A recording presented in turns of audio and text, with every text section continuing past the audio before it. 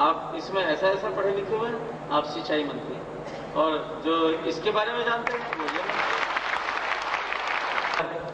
और धर्म के ये जो उठापटक है कि वो हाथ ऐसे धोता है कि ऐसे धोता है, कि वो ऐसे डुबकी लगाएं कि ऐसे डुबकी लगाएं, आरती ऐसे उतारे कि ऐसे उतारे, कितने बार उठे कितने बार बैठे, ये कोई ये काल बाह्य हो जाएगा। तो फिर रहेगा क्या? तत्व दर्शन। बात क्या है, जो सत्य क्या है, इसमें हितकारी बात कौन सी है, कल्याणकारी बात कौन सी है, शिव और सुंदर बात कौन सी है, जो उसका तत्व दर्शन है। ये सारे देश के लोग, सारे धर्मों के लोग एक ही बात बोलेंगे, क्योंकि वो बात तो गलत हो ही नहीं सकती, उसमें एक दूसरे का विरोध हो नहीं सकता। जो विरोध होता है ना, वो कर्मकांड में होता है, तत्व दर्शन में कोई विरोध नहीं है। कोई धर्म सत्य को अस्वीकार नहीं करता, कोई परोपकार को अस्वीकार नहीं करता, कोई दान देने को मना नहीं करता। वो सारी बातें जब एक ही है तो फिर झगड़ा मिट जाएगा, क्योंकि तत्व दर्शन यानी अध्यात्म को माना जाएगा, धर्म पीछे छूट जाएगा। भाइयों और बहनों, अब समय आ गया है, हमारे बीच के हमारे छात्र, हमारे युवा लोग खोजने में लगे कि भाई सदाचरण को सिद्ध किया जा सकता है, प्रेम को सिद्ध किया जा सकता है, मोहब्बत की ताकत को सिद्ध किया जा सकता है। ये सिद्ध करने की बारी आ गई है। अब हमारे सारे संसार के सामने बताना है कि वो देश जहां से धर्म उपजे हैं, अध्यात्म उपजा है, ये सच है और सबके लिए कल्याणकारी है, विज्ञान सम्मत भी है। हमारा अध्यात्म इतना भगोड़ा नहीं है कि तर्क तथ्य और प्रमाण जब आगे खड़े हो जाए तो पीछे भाग जाए, नहीं, वो उसका सामना करेगा, उसका उत्तर देगा। तर्क का उत्तर तर्क से, विज्ञान का उत्तर विज्ञान से, प्रमाण का उत्तर प्रमाण से देगा। तब ऐसे ही बुनियाद पर जो धर्म खड़ा है, विज्ञान की बुनियाद पर, दक्षिण उसी की बुनियाद पर नहीं, किसी प्रतिगामी तत्वों की बुनियाद पर नहीं, किसी के विरोध करने के बुनियाद पर नहीं, सर्वेशाम अविरोध है ना यज्ञ कर्म समारंभे। हम एक ऐसे यज्ञ की बात करते हैं जो किसी के विरोध में नहीं, सबके कल्याण की कामना करता है। एक ऐसे धर्म को, एक ऐसे अध्यात्म को सिद्ध करने की बारी भाइयों और बहनों, आप सारे युवा भाइयों और बहनों की, ये पीढ़ी, क्योंकि इस पीढ़ी के सामने ये काम है। एक मेहर यूसुफ अली नाम के बहुत बड़े स्वतंत्रता सेनानी हुए, उनकी मैंने एक बात पढ़ी, बहुत जोरदार बात है, इतने सरल शब्दों में कही गई है। उन्होंने कहा, जवान लोगों के सामने बड़ी समस्या इस बात की नहीं है रोजी रोटी की, जवान लोगों के सामने सबसे बड़ी समस्या है जीने के मकसद की। जीने का मकसद यदि युवाओं को दे दिया जाए तो रोजी रोटी तो वो कमा लेंगे, रोजी रोटी वो पैदा कर लेंगे, क्योंकि ये दिमाग भगवान ने जो बनाया है, 6 फीट लंबा हाथ, ये तो 1 घंटे के श्रम से अपना पेट भर सकता है, और 2 घंटे के श्रम से अपने परिवार का पेट भर सकता है, और 8 घंटे श्रम करे तो पता नहीं और कितने लोगों का पेट भर सकता है। ये आज यदि जीने का मकसद दे दिया जाए हमारे युवा भाइयों और बहनों को, तो फिर स्वावलंबन के सूत्र, अमुक सूत्र तो खुद पैदा कर लेंगे। मैंने ये देखा है, जब मैं कॉलेज में पढ़ता था तो बच्चों को यदि पढ़ने के प्रति लगन लग गई, मैंने अपने साथ के पढ़ने वालों को देखा, एक लड़का था हरीश अग्रवाल नाम, पहले 2nd डिविजनर था, लेकिन उसको पढ़ने की लगन लग गई। उसने जब लेक्चर दिया, क्योंकि इंजीनियरिंग कॉलेज में बीच में आके लड़कों को भी सेमिनार में देना पड़ता है, प्रोफेसर लोग इधर बैठे रहते हैं, बाकी लड़के इधर बैठे रहते हैं, और वो ब्लैक बोर्ड में पूरा ऐसे थ्योरम और ये सब बताता है। तो मैंने देखा इलेक्ट्रिकल इंजीनियरिंग का वो छात्र था, किसी भी प्रोफेसर से ज्यादा इलेक्ट्रिकल इंजीनियरिंग वो पढ़ चुका था। वो चैप्टर वाइज नहीं पढ़ता था, वो बुक वाइज पढ़ता था, ऑथर वाइज पढ़ता था, इतना ज्ञान का भंडार। क्योंकि यदि बच्चों को लौ लग जाए, लगन लग जाए, तो उसको पढ़ने के लिए क्या कहने की जरूरत है, वो तो इतना पढ़ सकता है, कोई नून तेल लकड़ी का अभी खर्चा नहीं है, बाप उसकी चिंता कर रहे हैं यदि, तो इतना पढ़ सकता है, केवल लगन लगने की बात है। जो देश के सामने समस्याएं हैं, चुनौतियां हैं, वे बहुत छोटी हैं यदि हम तैयार हो जाएं तो, इतनी छोटी। श्री अरविंद ने कहा है, मैं भी सोचता था भारतवर्ष को इतनी समस्याओं का सामना क्यों करना पड़ रहा है। तो एक श्री अरविंद नाम के बहुत बड़े क्रांतिकारी हुए हैं, जो पहले तो एकदम वैसे वाले क्रांतिकारी थे, गरम दल वाले, लेकिन बाद में फिर भगवान की उपासना और योग और उसके में गए। उन्होंने एक बड़ी अनूठी बात कही है, देखते हमको भी लगा साहब ऐसा होने वाला है, लेकिन ये बात बड़ी अजीब लेकिन सच है। उन्होंने कहा, संसार की समस्याएं, जितनी भी समस्याएं हो सकती हैं, वे सब समस्याएं भारतवर्ष में जन्म लेंगी, क्योंकि भारतवर्ष से ही उनका आत्यांतिक समाधान होने वाला है।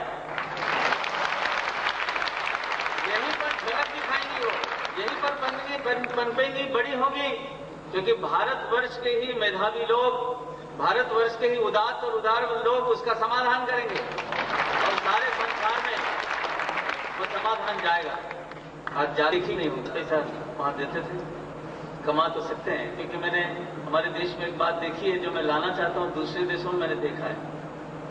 दूसरे देशों में श्रम की बहुत ज्यादा प्रतिष्ठा है, हमारे देश में श्रम की भी प्रतिष्ठा नहीं हुई। दूसरे देश में कोई भी आदमी अमेरिका में और इंग्लैंड में ड्राइवर नहीं रख सकता, क्योंकि यदि ड्राइवर रखेगा तो उसको उतनी ही तनख्वाह देनी पड़ेगी जितना वो पाता है। तो कौन ड्राइवर रखेगा?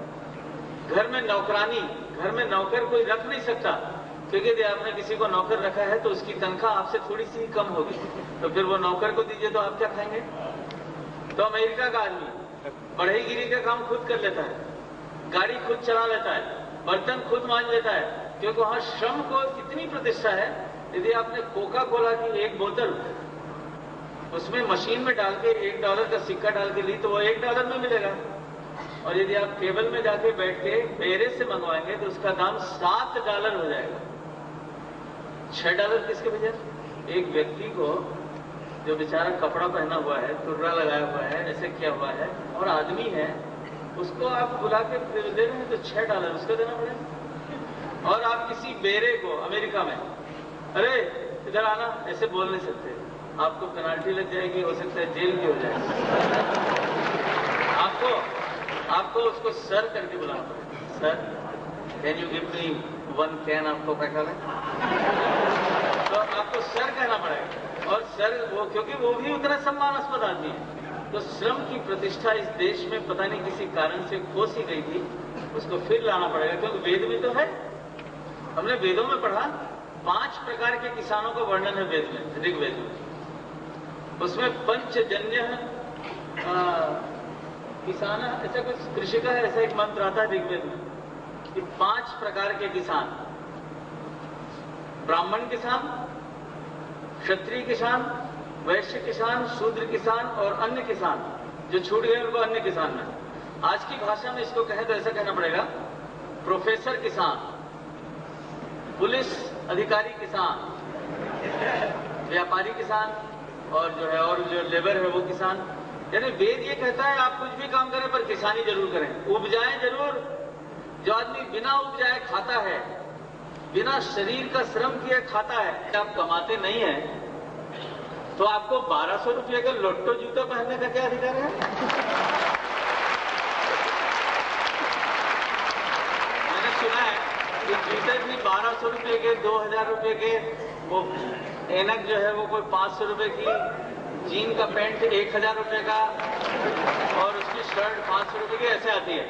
तो आप पहनेंगे और आप कुछ भी नहीं कमाते, तो ये बात जरा हमारे दिल को नहीं जच रही है। आप पहनिए, लेकिन 1000 रुपये कमाने के बाद पहनिए ना। बाप के काम को किसी और अच्छे काम में लगने दीजिए, क्योंकि अभी तो बाप के पास बहुत सारे काम पड़े हैं। आपकी बहन के शादी का भी तो काम पड़ा हुआ है।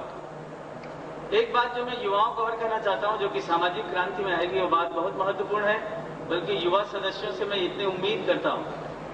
किसी भाई ने कहा नहीं इतनी कड़ी शर्त मत लगाइए, नहीं तो ये हमारे पटना के भाई लोग मैंने सदस्य नहीं बने तो मैंने भी ये सोचा था, मुझे हल्का कर दूंगा। अभी मैंने सोचा था प्रज्ञा युवा मंडल का सदस्य उसी भाई को बनना चाहिए।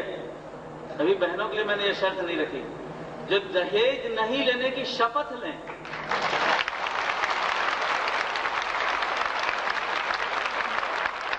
जबरदस्त तमाशा है। अधिक देवियों को जलाने की घटनाएं, परेशान के करने की घटनाएं इतनी ज्यादा इस देश में होती हैं, जितने इस देश की माताएं बहनें त्रस्त हैं, उतनी तो संसार में किसी देश की माताएं बहनें नहीं।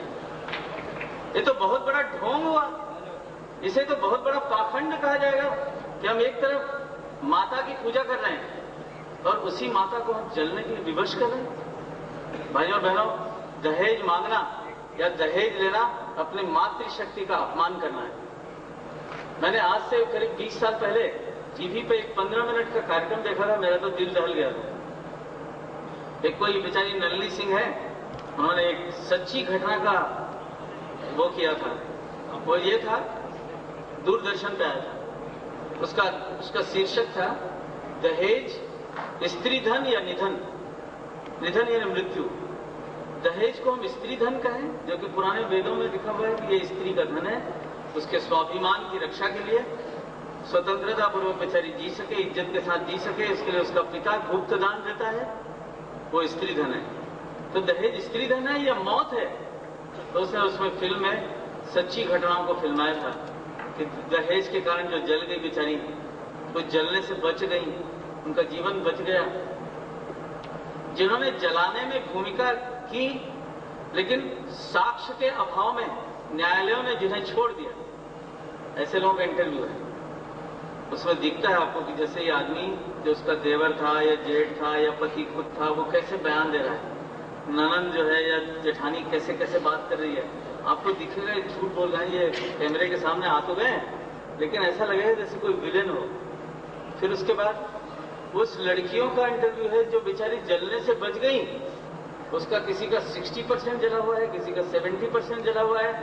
उसको देख करके आपको ऐसा लगेगा कि देखने लायक नहीं है वो। एक बेचारी लड़की का सीन है, जलने की वजह से उसका गला उसके यहां पर हो गया है, उसके हाथ की मांसपेशियां सिकुड़ के ऐसे हो गई हैं, और वो जो बोल रही है ना, उसको आप समझ नहीं पाएंगे, वो इंटरव्यूअर समझ पा रही है। उसने पूछा, इंटरव्यू लेने वाली ने, बहन आपके पति ने, आपके जेठ ने, उन्होंने मिलकर आपको जलाया, फिर भी आप इसी घर में क्यों रह रही हैं?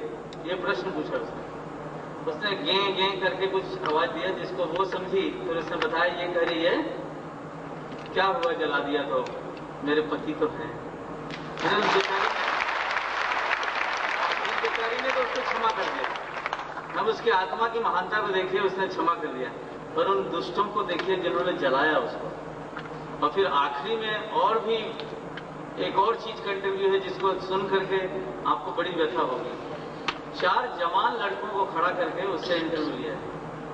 3 का उत्तर मुझे याद है, 1 का उत्तर मैं भूल रहा हूं।